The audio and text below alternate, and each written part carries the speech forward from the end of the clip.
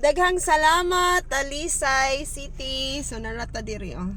So, dito tagikan sa sulod, guys. Unya, alipay kay ko kay upat ka buok ako ang na-release nga business permit sa ATM machine. Actually, mo ni ang racket nga gihatag ni Lord nako niya.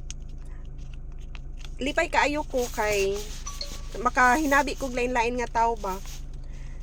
Then, dako sa siya og kanang income. Grasya sa Ginoo ni ang tanan kay pag-decide baya niya, pag-decide ako na magbulag nami, wala na gyud siya nagsustento nako unya. Kikapoy ko ug nasakitan at the same time kay walang-wala baya siya sa una no, pero nag-start siya estudyante pa mihatod nga na chief engineer siya and then kalit lang amoy yun siya nga di na siya mo sustento nako. Sa bata na lang daw.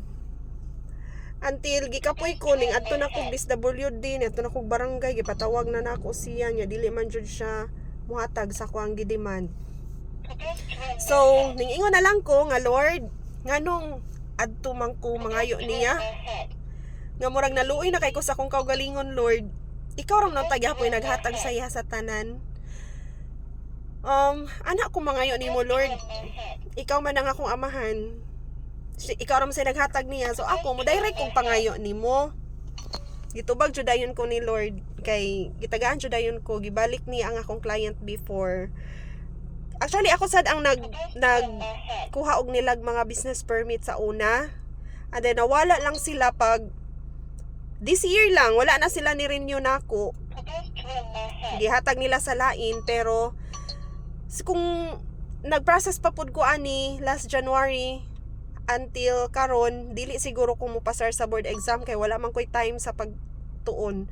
So God is really in control of everything. Siya gyud nag-control sa tanan. Do hilak kay tanan gyud ko ato kay na-discourage ko ba, na disappoint ko.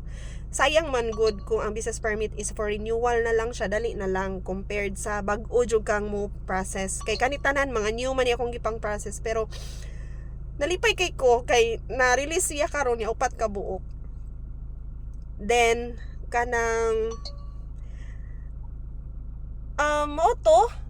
mo ni akong racket karon, so mo nang mahibong mo nga nung disag-asa ko nga simbahan moadto ko kay mohapit man jud gyud kog simbahan. Kung naa ko ani nga city, mohapit jud ko na nga simbahan. Dili gyud pwede nga dili kay ang tanan ang kaning akong kabisihan hinatag ni sa Ginoo. Mo nang priority gyud nako siya. So mo na karon na release man na ko'y output karong adlaw, na ko'y ika-submit nga report sa company. Mupauli nako kay kung 4:35 man, so kung ato pa kog Minglanilla traffic, dili nako kaabot sa LGU didto. So mupauli na ta guys. So mo to kong live as an ex seaman's wife.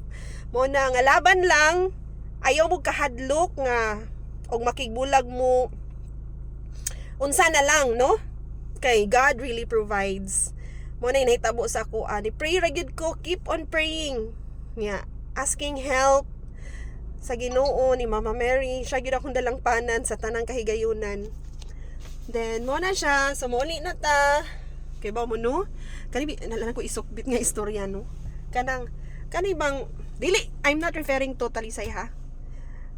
Makaingon na lang sad ko ba nga kana, kuya makakuntag engineering dire eh. Manutok man ni sila. Manutok ko, so kay manutok. Igsud pa lang na ako, tutukan naman ko nila, uy. Kulang na lang ba, manguta na daga ka, ma'am? Bitaw, uy. Mora to siya, muli na tabay.